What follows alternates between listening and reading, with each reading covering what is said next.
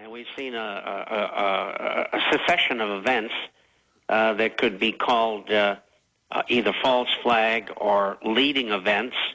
And I think that's what this Israel thing could very well be, because I think that they're ready to go ahead with their war. If not, they're close to it. And I've been talking about it for a long time, but never putting a date on it because I didn't know. But this indicates to me that the possibility this could be a catalytic event. And well, Victor Ostrovsky, there's a terrible situation going on in Europe, and it's not going to get better; it's going to get worse. Well, Victor Ostrovsky, basically agreed with you yesterday, saying governments, when they're in trouble, like to start wars, and every time you've got a global meltdown, there's a new war. And Israel's got all these scandals going right now in the Knesset, and so does the Mossad chief, and so does Netanyahu. And so, yeah, they may just want to start a war as a diversion, like Clinton sending cruise missiles into an African aspirin factory. Yeah, exactly. And, they might have called up Washington and said, hey, look, we got all these problems going on, and explained them. And Washington and New York probably said, well, we understand that, so let's get the war on. I mean, you got all these problems in Europe. The Austrian president didn't attend the Bilderberger meeting. They may be getting set to front run and default. I mean, we don't even know. And we've got 5 other countries there that are up for grabs as far as devaluation or leaving the euro or defaulting. What did you make of the British? Because you talked about it a few months ago. You said, look to England to try to scuttle Europe. I mean, is that good advice that top British companies are giving Greece? And now they're even telling Spain, hey, just go ahead and default? Right. And I think that is part of the opening salvo on the part of England to try to resurrect itself. And they're in just a monstrous trouble. And the way for them to get out is they don't belong to the Eurozone, for those of you who don't know. They have their pound, which is their currency, but they belong to the European Union. And I think, and I projected this before, a way for England to try to begin to escape this lock that they've been thrown into would be to start getting their industries going again and start rebuilding manufacturing-wise. In order to do that, they're going to have to leave the EU because they're going to have to leave the World Trade Organization. All right, stay there. We got to go to break. I want to come back and get into the economy here at home. A lot of Americans send me emails and say, why should I care about Europe plunging? That means I'll get ahead. How somebody somewhere in history got the idea in their mind that plunging economies somewhere in the world helps us. That's not how the world works. When your neighbor's doing better, you're going to do better. But they've taught people in the modern age that when people do bad, you somehow get ahead. It's like there's a sum set, like there's one pizza in the world, and whoever gets a piece, how about we build a pizza factory? Unlimited pizza. I run into this denial, like, so what if the stock market plunges, or so what if the dollar devalues? Well, that'll destroy your future. Even if you don't own stocks, everything you do is connected to those stocks. I mean, they've designed a financial system that must be reversed if we're going to have any future. We'll talk about that with Bob Chapman here in just a moment, go over a bunch of news with him. Going back to you, now it's not Bob Chapman 2 years ago talking about the plunge of Europe starting in Greece and then Spain and Portugal and other places. Now it's all over the news, total collapse.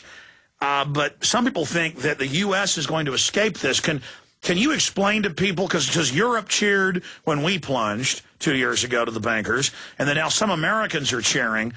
This is like gouging one of your eyes out and the right eye laughing at the left eye. I mean, can you explain that to people? Well, what they've done is they've created interconnectivity, and it's been put in place throughout the entire world over the past 30 years. And what that means is every time there's an action, there's a reaction. And It's good if everybody does well. If, as you said, one party gets in trouble, that's not to your advantage. It should to your ultimate disadvantage. We'll take a good example. The pound just dropped from 150 to 120. That means that goods that are expressed in euros are going to be cheaper, maybe 12, 15% cheaper. Who is the biggest exporter in Europe? Germany. They're going to make out from that. But on the other hand, because of the drop in their currency, the amount that they pay for imported goods, such as oil, energy products, is going to go up.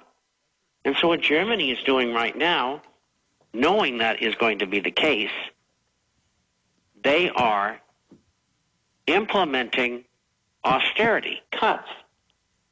They're not expanding or anything like that because they know that their costs are going to go up.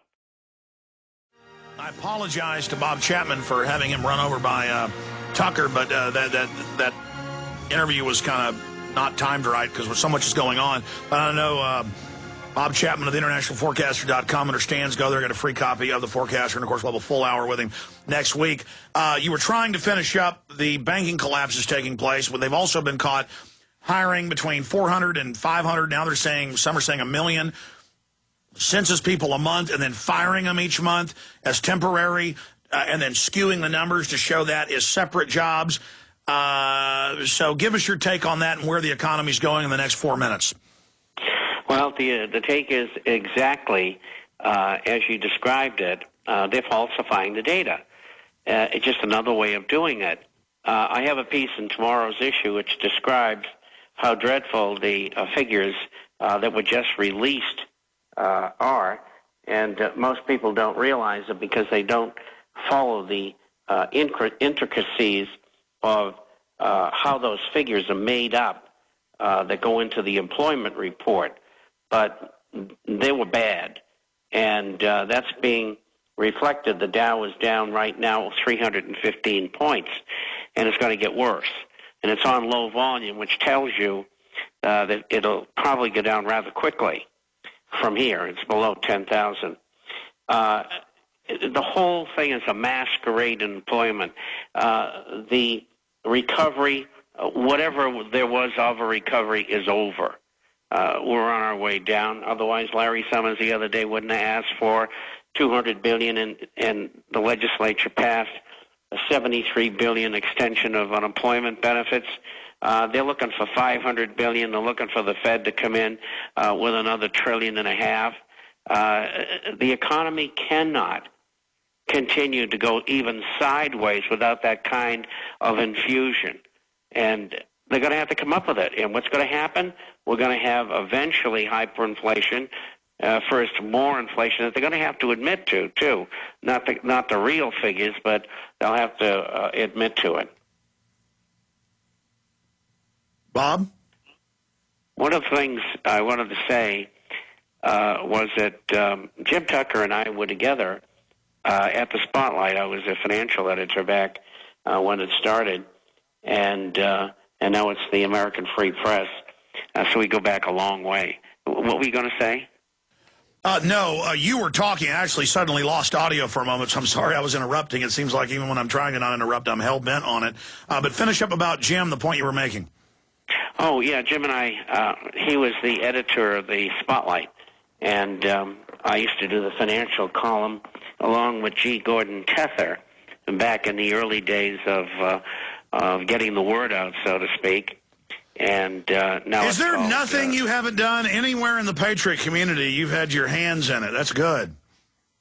Well, you know, I saw what was going on. I understood the problem. I got outside the box. I had been trained well. I had a great education. I worked in counterintelligence. I lived all over the world. I spoke several languages. I had everything in the world going for me, and I used it. And I'm still using it. I'm not going to give up until I can't walk or talk anymore. Well, Bob Chapman, we haven't won this fight. That much is clear.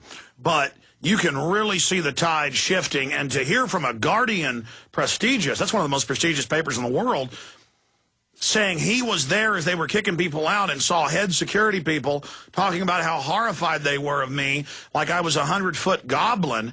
I mean, that just shows these people are not invincible, Bob. And people not showing up is very telling. That means that they don't want the exposure. They are undecided whether their program for world government is going to work. Some of them have already admitted that it's not, and Brzezinski's one of them. He knows they've got to have war in order to just survive. And they're not going to survive because if we have a war, and once it's over, we're going to drag all these people up to Nuremberg-type trials and try them just like they did the Nazis. And Powerful info, Bob Chapman. We'll talk to you again next Friday, Lord willing. Thanks for spending time with us. Okay, bye-bye.